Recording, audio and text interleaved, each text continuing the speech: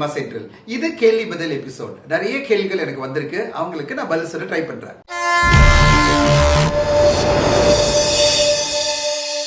முதல் கேள்வி சீனிவாஸ் கிட்ட இருந்து வந்திருக்கு. அவர் என்ன கேட்கிறாரு, do you still want theaters to open, the situation getting worse day by day?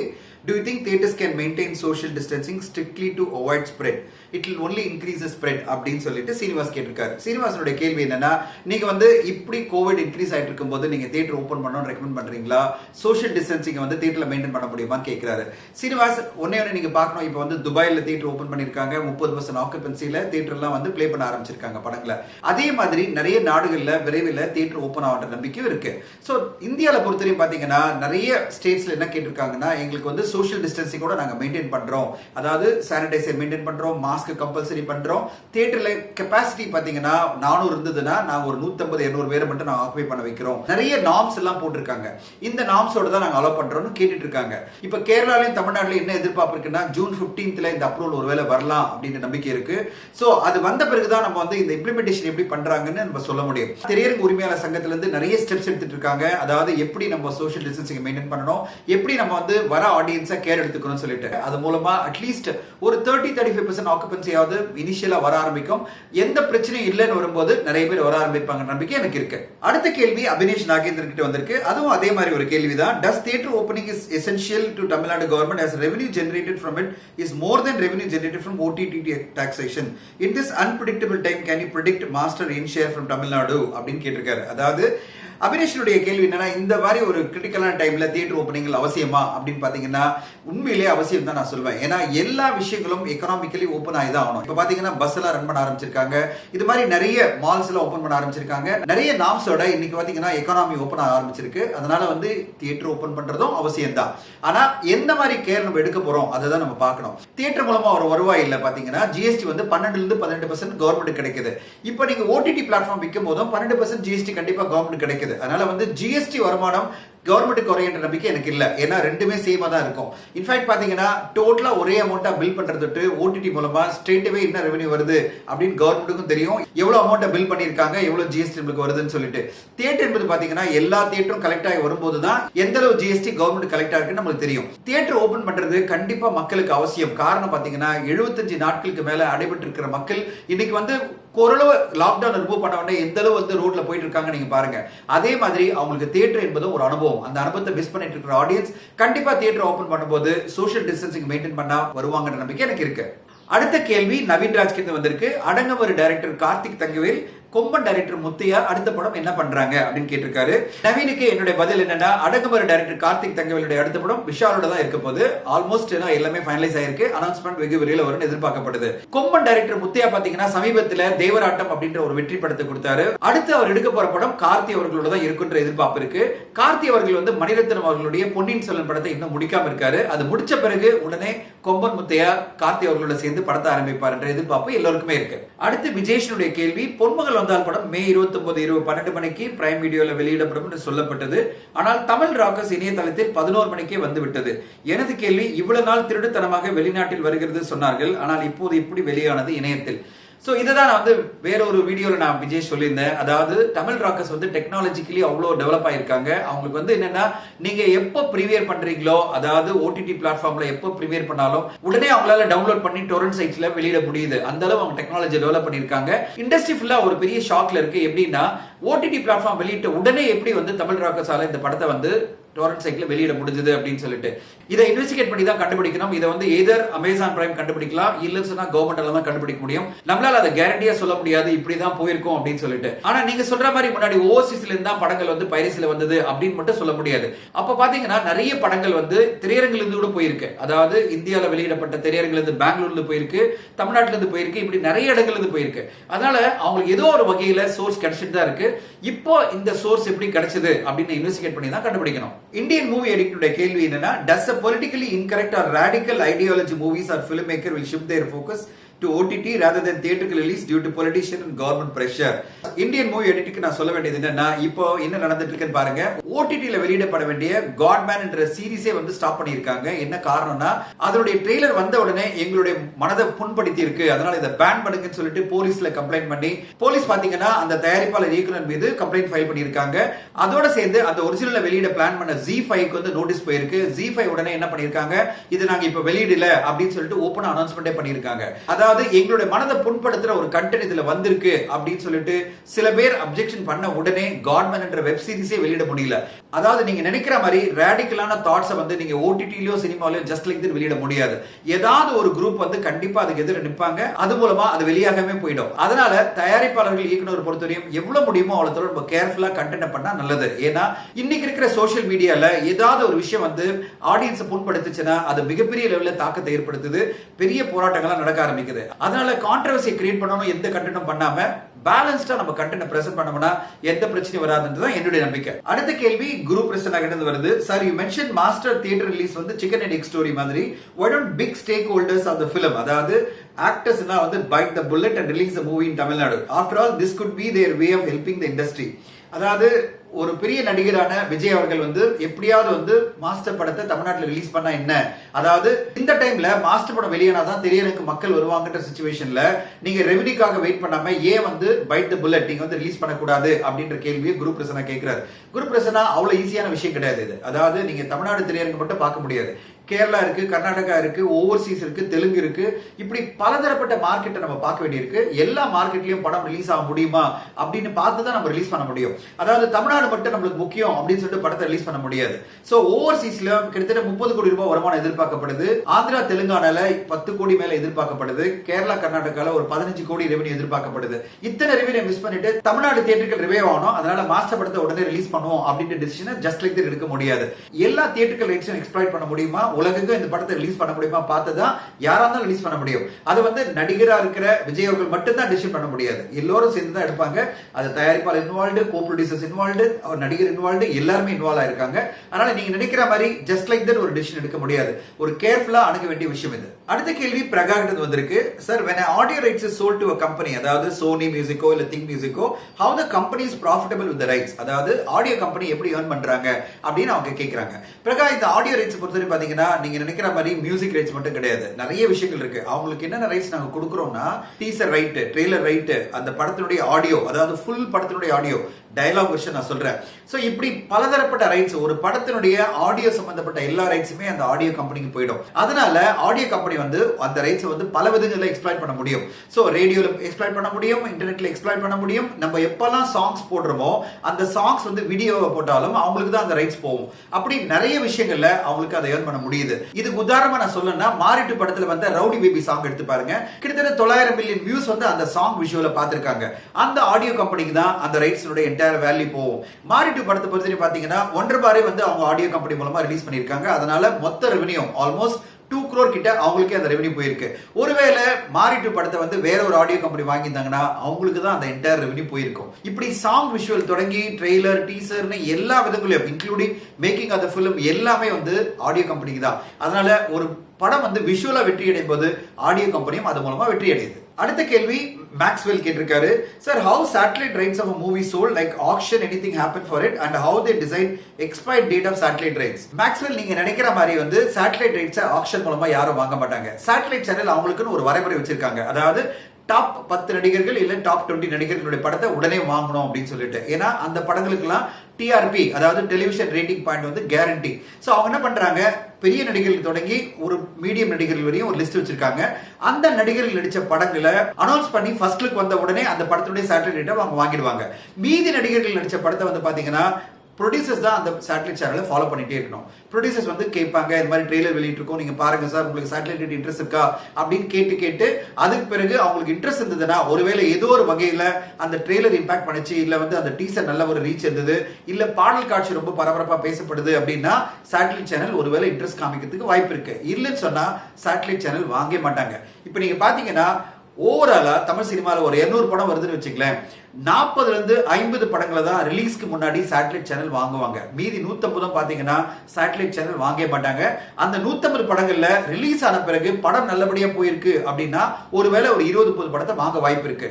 மீதி 100 படங்களை சேட்டலைட் சேனல் வாங்குறது இல்ல. இதுதான் மிகப்பெரிய சேலஞ்ச் தமிழ் சினிமா ஃபேஸ் பண்ணிட்டு இருக்கு. இந்த படங்களை ரைட்ஸ் வாங்குற எல்லா சேட்டலைட் சேனலும் பர்பச்சுவலா வாங்குறாங்க. அதாவது லிமிடெட் பீரியட் கிடையாது. பர்பச்சுவல்னா லைஃப் லாங் அந்த சேட்டலைட் சேனலோட ரைட் அவங்களுக்கு தான் சொந்தம். அப்படிப்பட்ட முறையில தான் சேட்டலைட் சேனல் வாங்குறாங்க. சோ டாப் 10 இல்ல 20 நடிகர்கள் படம் தான் சேட்டலைட் சேனல் உடனே போகும். அதுக்கு வந்து பிட்டிங்கே இருக்கும். அதாவது எப்படி பாத்தீங்கன்னா 2-3 சேனல் ஒரே டைம்ல பேசிட்டு இருப்பாங்க. அந்த ப்ரொடியூசருக்கு கால் வந்துட்டே இருக்கும். அவரால் வந்து என்ன பெஸ்ட் பிரைஸ் வருதோ அந்த சேனல் கொடுத்துருவாரு. ஆனா மீதி நடிகர்கள் நடிச்ச படங்களுக்கு எல்லாம் பிட்டிங்கே இருக்காது. ப்ரொடியூசர்ஸ் தான் சேஸ் பண்ணிட்டே இருக்கணும். ஒரு சேனலை ஃபாலோ பண்ணிட்டு இருக்கணும். இதுதான் யதார்த்தமான நிலைமை. அடுத்த கேள்வி வினு கிஷோர் கோயம்புத்தூர்ல கேட்டிருக்காரு. Sir, what are the qualities that producer will expect from a debut director? How to register a script and writer association and how much it will cost அப்படி கேக்குறாரு. வினு, தயாரிப்பாளர்கள் ஒரு டெபியூட் டைரக்டர் எதிர்பார்க்கிற விஷயம் பாத்தீங்கன்னா ரெண்டு தான். ஒன்னு அனுபவம், இன்னொன்னு வந்து நாலேஜ். நாலேஜ் என்பது நீங்க எப்படி வந்து சினிமாவை கத்துக்கிட்டீங்க, எந்த வகையில நீங்க இன்ஸ்டிடியூட்ல படிச்சீங்களா, இல்ல ஒருத்தர்கிட்ட அசிஸ்டண்டா ஒர்க் பண்ணி எத்தனை வருஷம் என்னென்ன படங்களை ஒர்க் பண்ணிருக்கீங்க, என்ன மாதிரி நாலேஜ் கெயின் பண்ணிருக்கீங்க, அதுதான் வந்து ஒரு ப்ரொடியூசர் பாப்பாரு. அடுத்தது பாத்தீங்கன்னா உங்களுடைய எக்ஸ்பீரியன்ஸ், எத்தனை படங்களை ஒர்க் பண்ணிருக்கீங்க ஸ்டார்டிங்ல இருந்து எண்டு வரையும். அதாவது நான் ஒரு படத்துல அரைகுறையா ஒர்க் பண்ணலாம் உங்களை கன்சிடர் பண்ண மாட்டாங்க. அதாவது ப்ரீ ப்ரொடக்ஷன் தொடங்கி ப்ரொடக்ஷன், போஸ்ட் ப்ரொடக்ஷன், படம் ரிலீஸ், மார்க்கெட்டிங், டிஸ்ட்ரிபியூஷன் எல்லாத்துலயும் நீங்க இன்வால்வ் ஆகி டோட்டலா ஒரு டைரக்டரோட அசோசியேட் ஆயிருந்தீங்கன்னா உங்களுக்கு வந்து அந்த என்டையர் அனுபவம் இருக்கும். அந்த அனுபவத்தை ஒரு தயாரிப்பாளர் எதிர்பார்ப்பாரு. ஏன்னா அப்பதான் நிறைய பிரச்சனைகள் நீங்க பார்த்திருப்பீங்க. அப்படி ஒரு டோட்டல் அனுபவம் இருந்தாதான் உங்களால ஒரு படத்தினுடைய ஜேர்னி ஃபுல்லா தெரியும். அதனால ஒரு தயாரிப்பாளர் எதிர்பார்க்கறதெல்லாம் நாலேஜ் அண்ட் எக்ஸ்பீரியன்ஸ் தான். இது கரெக்டா இருந்தா போறோம். ஒரு தயாரிப்பாளருடைய எதிர்பார்ப்பு என்ன இருக்குன்னு சொன்னா, இந்த நாலேஜ் அண்ட் எக்ஸ்பீரியன்ஸோட சேர்ந்து உங்க விஷுவல் அனுபவம் எப்படி இருக்கு, ஒரு குறும்படம் மாதிரி எடுத்திருக்கீங்களா, அந்த குறும்படம் எப்படி வந்திருக்கு, எப்படிப்பட்ட வரவேற்பு கிடைச்சிருக்கு அப்படி எல்லாம் பார்ப்பாங்க. அது ஒரு நல்ல வரவேற்போட இருக்கிற ஒரு குறும்படம் அப்படின்னா உங்களுக்கு விஷுவல் மீடியம் நல்லா தெரியும் சொல்லிட்டு ஒரு தயாரிப்பாளருக்கு உங்க பேர்ல நம்பிக்கை வரும். ஓவராலா விஷயம் என்னன்னா உங்க பேர்ல நம்பிக்கை வரணும். அந்த நம்பிக்கை வரணும்னா ரெண்டு தான், நாலேஜ் அண்ட் எக்ஸ்பீரியன்ஸ். இது ரெண்டு இருந்தாலே போறோம், உங்களுக்கு கண்டிப்பா பிரேக் கிடைக்கும். ரைட் யூனியன்ல மெம்பர் ஆகிறது அவ்வளவு பெரிய டிஃபிகல்ட்டி இல்ல. ஒரு 50,000 ரூபாய் ஃபீஸ் கட்டி நீங்க வந்து ஒரு மெம்பர் ஆக முடியும். சோ அந்த ப்ரொசீஜரை நீங்க ஃபாலோ பண்ணாலே உங்க கதைகளை நீங்க ரெஜிஸ்டர் பண்ண முடியும். அடுத்த கேள்வி விக்னேஷ் கிட்ட வந்திருக்கு. நான் ஏடியா ஒர்க் பண்ணிட்டு இருக்கேன் sir. I can fluently communicate in Tamil and English but not good in writing Tamil. While I write my scripts, I write them in Tanglish அப்படின்னு கேக்குறாரு. Can I pitch to the producer with a Tamil narration and bound script in Tanglish? Will they accept it அப்படின்னு கேட்டிருக்காரு. So Vignesh, தமிழ்ல நீங்க pitch பண்ணாலே போறோம். ப்ரொடியூசரை பொறுத்தவரை என்ன கேட்பாங்கன்னா, நீங்க வந்து கதையை வந்து தமிழ்ல அழகா பிரசன்ட் பண்ண முடிஞ்சாலே அது போறோம். ஸ்கிரிப்டை பொறுத்தவரையும் டங்கிலீஷ் வந்து படிக்க மாட்டாங்க. தயாரிப்பாளர்கள் பொறுத்தவரையும் அது ரொம்ப டிஃபிகல்ட்டான விஷயம். நீங்க என்ன பண்ணலாம், அப்படி டங்கிலீஷ்ல இருக்கிற ஒரு ஸ்கிரிப்டை வந்து நீங்க வந்து யாராவது டைப்பிங் தெரிஞ்ச ஒரு அசிஸ்டன்ட்டை வச்சு நீங்க ஃபுல்லா தமிழ்லயே டைப் பண்ணி கொடுங்க. தமிழ் சினிமா பொறுத்தவரையும் தயாரிப்பாளரோட எதிர்பார்ப்பு என்னன்னா, நீங்க தமிழ்ல வந்து ஃபுல் ஸ்கிரிப்டை கொடுத்தாதான் அவங்க வந்து ஈஸியா படிப்பாங்க. அதுக்காக நீங்க ஒரு அசிஸ்டன்ட்டை யூஸ் பண்ணி நீங்க ஈஸியா கொடுக்க முடியும். அதனால டங்கிலீஷ்ல ட்ரை பண்ணாதீங்க. டங்கிலீஷ்ல நீங்க எழுதுறது தப்பு கிடையாது. ஆனா இன்னொருத்தரை வச்சு அதை டிரான்ஸ்லேட் பண்ணி பக்கா தமிழ்ல கொடுத்தீங்கன்னா தான் அதுக்கு நல்ல வரவேற்பு இருக்கும். அதை விட முக்கியமான விஷயம், நீங்க தமிழ்ல உங்க ஸ்கிரிப்டை டைரக்ட் பண்றது. அதை கரெக்டா நீங்க பண்ணாலே உங்களுக்கு வாய்ப்புகள் காத்திருக்கு. திருப்பூர்ல இருந்து சங்கரகிருஷ்ணன் கேட்டிருக்காரு. அதாவது இப்போ சமீபத்துல ஃபர்ஸ்ட் ஆன் தியேட்டர் அப்படின்ற மாடல்ல 2 கோடி ரூபாய் கிரவுட் ஃபண்டிங் மூலமா சில தயாரிப்பாளர்கள்லாம் சேர்ந்து படம் எடுக்க போறாங்க. இது வந்து தமிழ் சினிமால ஒரு ரெவல்யூஷனா பார்க்கப்படுது. ஆனா இந்த மாதிரி ரெவல்யூஷன்ல பப்ளிக் எப்படி பார்ட்டிசிபேட் பண்றது அப்படின்னு கேட்கிறாரு. கிரவுட் ஃபண்டிங் மெத்தட் பாத்தீங்கன்னா நிறைய இயக்குநர்களும் தயாரிப்பாளர்களும் Facebook மூலமா அனௌன்ஸ் பண்றாங்க. இந்த மாதிரி நாங்க ஒரு படம் தொடங்க போறோம், கிரவுட் ஃபண்டிங்ல இன்ட்ரெஸ்ட் இருக்கவங்கலாம் பார்ட்டிசிபேட் பண்ணலாம் அப்படின்னு சொல்லிட்டு. உங்களுக்கு விருப்பம் இருந்தனா கண்டிப்பா அந்த மாதிரி விஷயங்களை ட்ராக் பண்ணுங்க. அதுல நீங்க பார்ட்டிசிபேட் பண்ணலாம். நீங்க கிரவுட் ஃபண்டிங்ல உங்களுடைய கான்ட்ரிபியூஷனை கொடுத்து நீங்களும் ஒரு தயாரிப்பாளரா அந்த மாதிரி படங்களுக்கு மாறலாம். இப்ப பிளாக் ஷீப் என்ற கம்பெனி பாத்தீங்கன்னா அவங்களுடைய முதல் தயாரிப்பா கிரவுட் ஃபண்டிங் மூலமா 6 கோடி ரூபாய் உலகெங்கும் கலெக்ட் பண்ணிருக்காங்க. அந்த படத்து மூலமா அவங்க அடுத்தடுத்து படம் எடுக்கணும்னு பிளான் பண்ணிட்டு இருக்காங்க. அவங்கள பாத்தீங்கன்னா Facebookலயும் யூடியூப்லயும் அனௌன்ஸ் பண்ணாங்க, இந்த மாதிரி நாங்க வந்து கிரவுட் ஃபண்டிங்ல படம் எடுக்க போறோம்னு சொல்லிட்டு. அப்படிப்பட்ட அனௌன்ஸ்மெண்ட் வரும்போது நீங்க உங்களுக்கு இன்ட்ரெஸ்ட் இருந்தா நீங்க பார்ட்டிசிபேட் பண்ணலாம். உங்களுடைய ஷேரை நீங்க அனுப்புனீங்கன்னா நீங்களும் அதுல ஒரு தயாரிப்பாளரா மாறலாம். அடுத்த கேள்வி கார்த்திகேயன் from சென்னை. அவர் கேட்டிருக்காரு வந்து when will the cinema shooting open ஆகும் and next year 2021 பாத்தீங்கன்னா we'll have lot of movie releases and date is going to adjust with the producer எல்லாம் எப்படி பண்ண போறாங்க, distributors எல்லாம் எப்படி மேனேஜ் பண்ண போறாங்க கேக்குறாரு. சோ கண்டிப்பா மிகப்பெரிய பிரச்சனையை தமிழ் சினிமா எதிர்நோக்கி காத்திருக்கு. என்ன காரணம் பாத்தீங்கன்னா, கிட்டத்தட்ட இப்போ வந்து அண்டர் மேக்கிங்ல 84 படங்கள் இருக்கு. அதாவது இப்போ அண்டர் ப்ரொடக்ஷன்.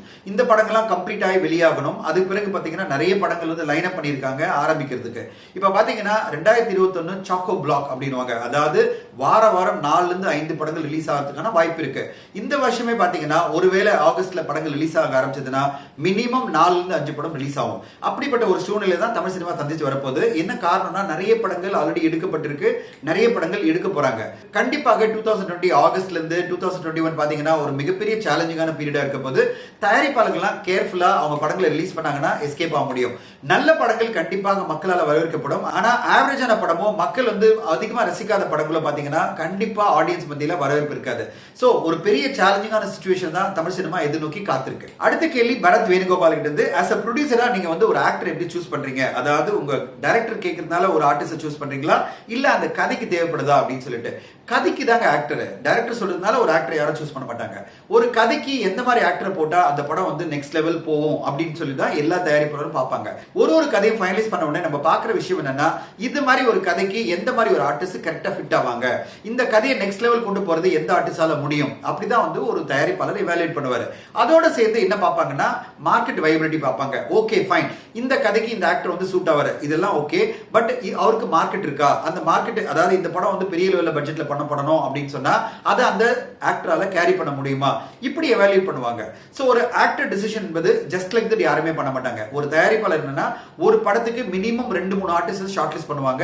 அந்த 2-3 ஆர்டிஸ்ட் வந்து யார் கரெக்டா சூட் ஆவாங்களோ அவங்கள அப்ரோச் பண்ணி அவங்க வந்து நெக்ஸ்ட் லெவல் கொண்டு போவாங்க.